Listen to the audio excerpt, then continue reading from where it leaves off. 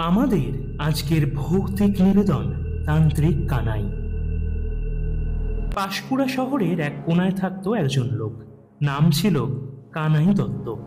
পেশায় তিনি ওঝা। বয়স আনুমানিক 50 মতো। লেখাপড়া অবশ্য কিছু জানতো না তেমন, কিন্তু গ্রামের ভেতরে সে নিজেকে ডাকতো তান্ত্রিক কানাই বলে। লোকে ভয়েও তাকে কিছু বলতো না, কারণ কানাইয়ের বিরুদ্ধে অভিযোগ ছিল সে নাকি কত মানুষের বাড়িতে অদ্ভুত সব জিনিস পাঠিয়ে দিয়েছে। কারোর সন্তানকে আটকে দিয়েছে, তো আবার কারোর বউকে পাগল বানিয়ে দিয়েছে। কিন্তু এই গল্প তার নিজের সর্বনাশের। ঘটনাটি ঘটে 2011 সালের শরৎকালে। পাঁশকুড়ার বেলডাঙার একজন ব্যবসায়ী শম্ভু চক্রবর্তী কানাইয়ের বাড়ির পাশে জমি কিনে বাড়ি তৈরি করছিলেন। কানাই বিশ্বাস করত এই জমির নিচে পুরনো সিদ্ধস্থান রয়েছে, যেখানে এককালে তার গুরু পুজো করত। তাই কানাই চেয়েছিল জমিটা নিজে কিনে নিতে, কিন্তু শম্ভু কোনোভাবেই জমিটা ছাড়েননি। তখনই কানাই ঠিক করলো তান্ত্রিক বেশে শম্ভুকে শাস্তি দেবেন। অমাবস্যা রাতে নিজের ঘরের ভেতরে সে তৈরি করলো এক বিশেষ উল্টো যজ্ঞ। পাটাল পাতা, চিলের রক্ত, মাটির পুতুল আর গলানো সিঁদুর দিয়ে সে বানালো শম্ভুর প্রতিরূপ।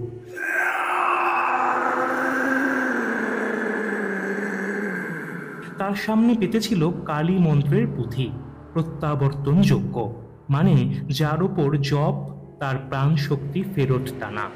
তবে একটা ভুল হয়েছিল সেখানে। পুঁথিতে লেখা ছিল, যদি উদ্দেশ্য অশুদ্ধ হয়, যদি পুতুলের রক্ত স্পর্শ করে তান্ত্রিককে, তবে প্রতিক্রিয়া তার দেহেই হবে।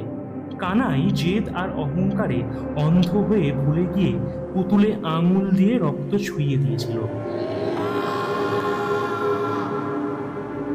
আর তারপরেই শুরু হয় সেই ঘটনা।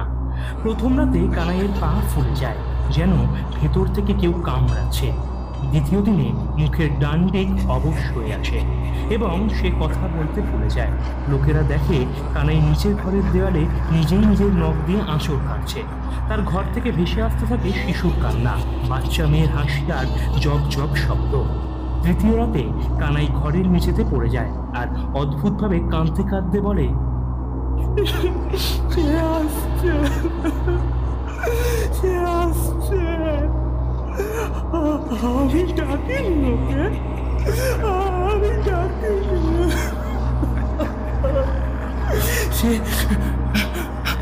সে শ্বাস নিতে দিচ্ছে না, ওর শরীর পুতুলে ছিল না। আমার মধ্যে ঢুকে গেছে, আমার মধ্যে ঢুকে গেছে। পরে তাকে পাওয়া যায় ঘরের মধ্যে মৃত অবস্থায়, পাঁজি পুঁথি ছেঁড়া আর চারদিকে আঁকা রক্ত মন্ত্রে লেখা, প্রত্যাবর্তনযোগ্য অধর্মে হলে সে ফেরে, যিনি ডেকেছে তাকে। শম্ভুবাবু সে দিব্যি আজও বেঁচে আছেন। কানাইয়ের মৃত্যুর পর কেউ আর কোনোদিন তান্ত্রিক পূজার কথা উচ্চারণ করে না পাঁশকুড়ার ওই এলাকায়।